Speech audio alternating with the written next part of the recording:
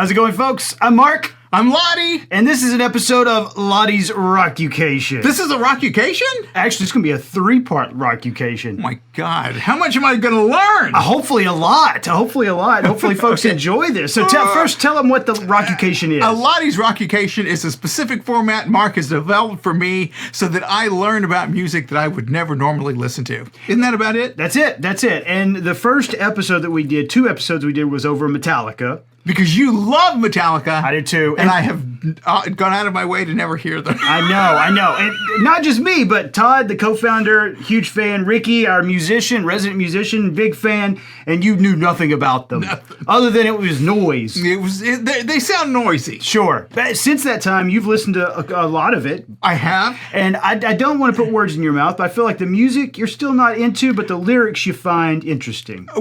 The music is still kind of noisy from time to time. Yes. But it's tamped down by the fact that he really did a lot of beautiful writing.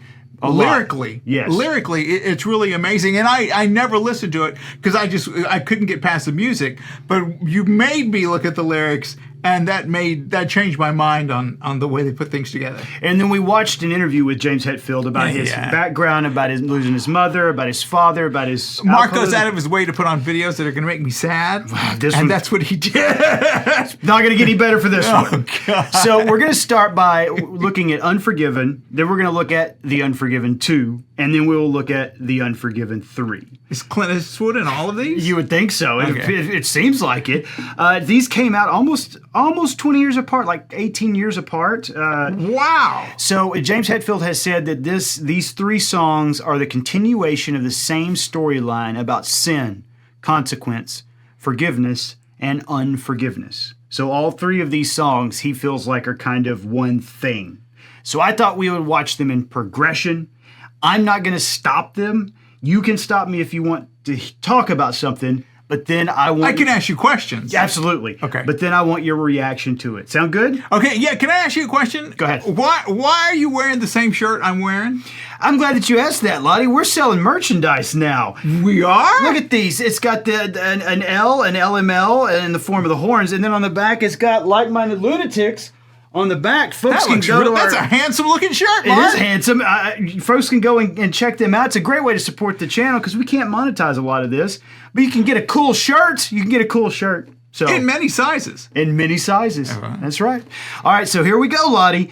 Metallica's The Unforgiven. This comes out in 1991 off the eponymously titled Metallica album. A lot of fans call it just the Black Album. The Black Album. Now, the Black Album is the album that they did that people got mad at him for? It was a real shift in their sound. Okay. I think now most fans would consider it to be a fantastic album. At the time, they moved from kind of thrash metal to something that was more polished. Okay. And this was where Hetfield said that he was encouraged by producer Bob Rock to become more of a metaphorical writer as opposed to writing literally. Okay. And so a lot of the lyrics kind of reflect that change from literalism to metaphorical writing. Okay. All right. Gotcha. Unforgiven. Here we go.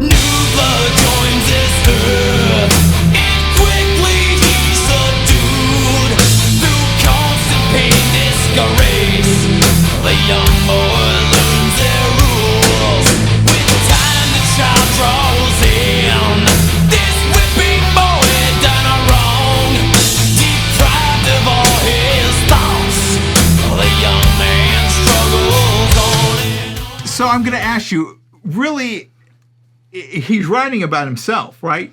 I do feel like this one is probably the most metaphorical of all three. I do think there's a lot of literalism in this. This is a lot of how he probably felt. Because he was raised with that... Christian Science. Yeah. His family was highly involved in Christian Science. His dad was a minister in Christian Science. His mom wasn't allowed to work. He wasn't even allowed to attend health class. And in fact, in a lot of interviews, he said that one of the most uncomfortable times as a child was when in health class, and again, we're talking young children, they're learning about anatomy, and James had to sit out in the hallway because he was not allowed to learn that. So yeah, his childhood was really oppressive. And when he would do wrong, his dad would make him read Bible verses over and over out loud and things like that. And then his dad just leaves one day, like when he's around 12 or 13, just leaves. No, literally like out of the joke, went to go get cigarettes and's never come back. That happened. Left, and then his mom dies of cancer around 16, I think. And she refused chemo.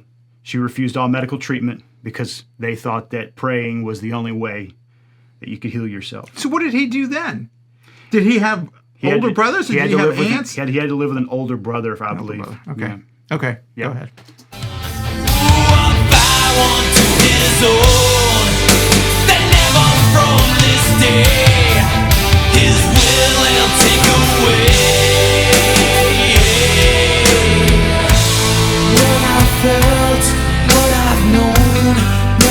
Shine, doing what I've shown. Never be, never see. Won't see what might have been. What I felt, what I've known. Never shine, doing what I've shown. Never free, never me. So I dug the Unforgiven. You know, that's... I think you say we've seen this before, and I seem to recall something, but that's the first time I've ever actually heard him when I felt like he was singing. I do think that part of that is because you've become more accustomed to the conventions of that genre. Is that right? I do think it's the same thing as like hearing a language for the first time.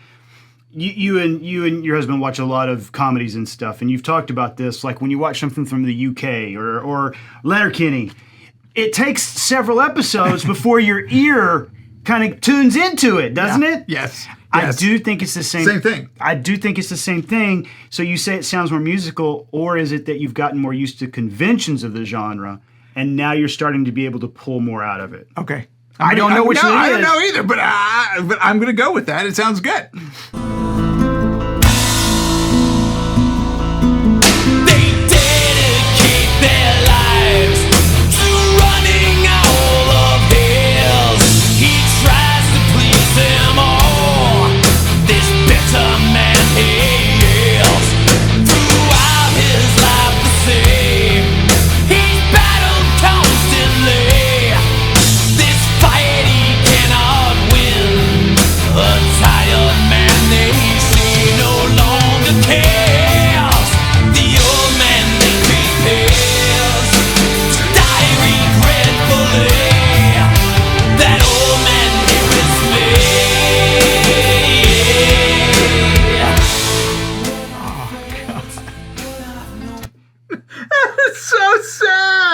You're just a mean person, Mark. This is the first of a three-parter. Why can't you bring me here for happy songs? Oh my God! It's devastating, though, isn't it? It is. I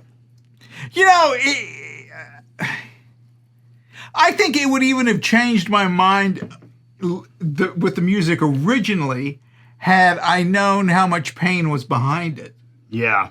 Because even that would color everything, as opposed to just sounding like you're being thrashed around. Sure. But, God. Okay, go ahead.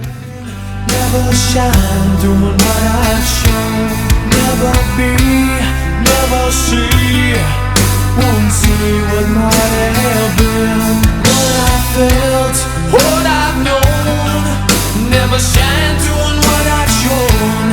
Never free, never me. So I dug the Unforgiven. So is he the Unforgiven? I'm not sure. Or is he or all these other people who put him through this Unforgiven? Or is he not going to forgive them?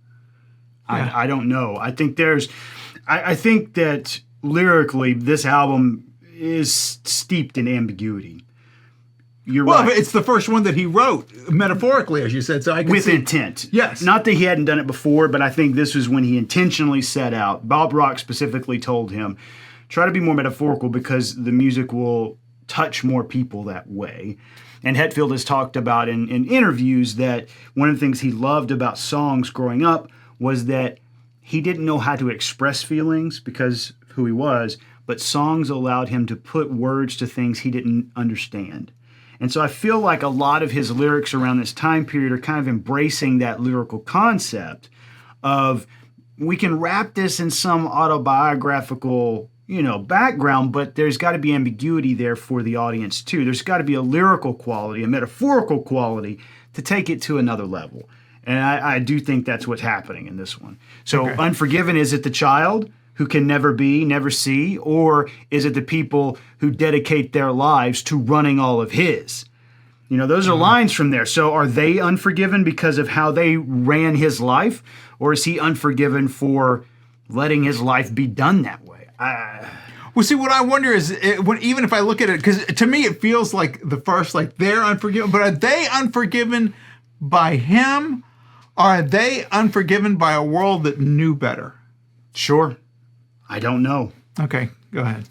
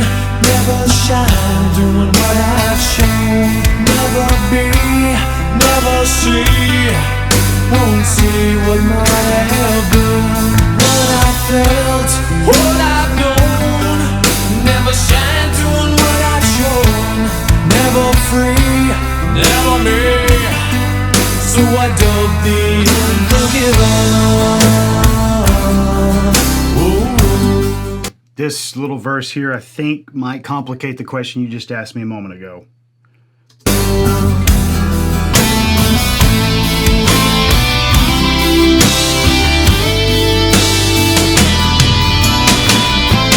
Never free, never me. So I dub the Unforgiven.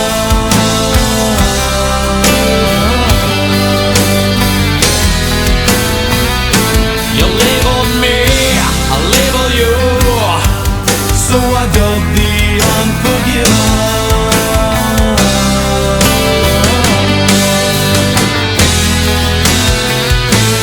Never free, never me. So I dub the Unforgiven.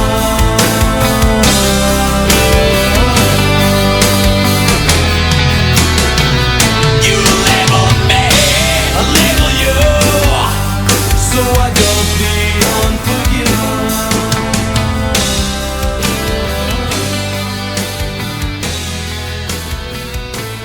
Never free, never me. So was he close with his other family? No, he didn't have any other family. Well, you said he went to live with a brother or He something. had a brother, but he went and lived with him, and that was it. But apparently, But was the brother another religious person? Like, didn't seem to be. He had a sister as well, and the sister eventually, I think, went and lived with their dad. But if I remember So correctly, they found the dad. they did. But by that point, it had been so many years, and Hetfield had felt so betrayed. He wanted nothing to do with him. No, you can't blame him. And in fact, they didn't reconcile. He didn't speak to him until I think somebody out there will correct me if I'm wrong, but I think it's after this album, after 1991. It was around the time of the next album, around the time of His Load. dad came looking for him? Came looking for him after obviously all those years. And Hetfield has said he wanted to have a relationship, but it was hard to reconcile, number one, what he had done, and whether or not that desire was because of now I'm famous. Yeah. He didn't know. He said, I think I remember him saying that they went to a couple of concerts together, and it was just really weird. And eventually his dad passed away too, and that was it. That's just sad. So He was really treated poorly by everybody. Everybody. But you and I have watched some from the newest album, like the Sleepwalk Your Life Away. I think you remember we watched that one. Yes. And he seems to be if he's not in a better place, he's working on getting to a better place. No, he does seem in a better place now, but it makes me sad when people have to get to the better place, they had to walk through so much crap. Yeah. Well, we're about to walk through two Oh more my pieces. God! What are you doing? So this was the first part. We got two more. So folks, we're going to end this one here. I just want to say this. This is really beautiful, though, and I remember it because I remember now after watching it. The video is beautiful.